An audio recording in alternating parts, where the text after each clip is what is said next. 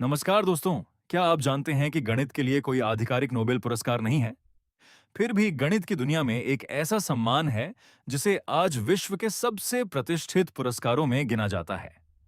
इसका नाम है एबेल पुरस्कार, एबल प्राइज। आइए जानते हैं इस पुरस्कार की पूरी कहानी।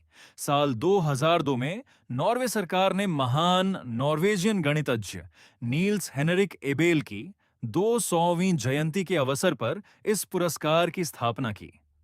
इसका उद्देश्य उन गणितज्ञों को सम्मानित करना था जिन्होंने गणित के क्षेत्र में असाधारण और दीर्घकालिक योगदान दिया हो। इस पुरस्कार का नाम नील्स हेनरिक एबेल के सम्मान में रखा गया।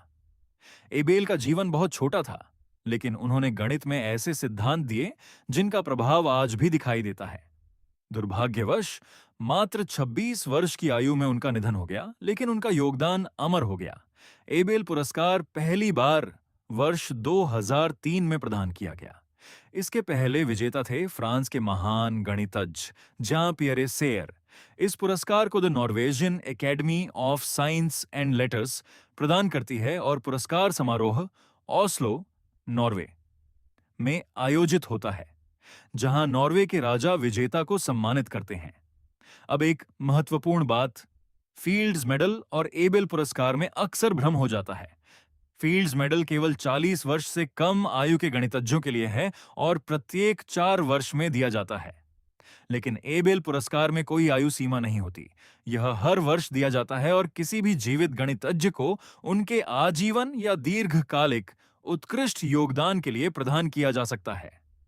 इतिहास में एक और महत्वपूर्ण उपलब्धि वर्ष 2019 में दर्ज हुई, जब कैरेन उलेनबेक एबेल पुरस्कार प्राप्त करने वाली पहली महिला बनी। यदि हाल के विजेताओं की बात करें तो 2025 का एबेल पुरस्कार जापान के मासाकी काशिवारा को और 2026 का एबेल पुरस्कार जर्मनी के गेर्ड फॉल्टिंग्स को प्रदान किया गया।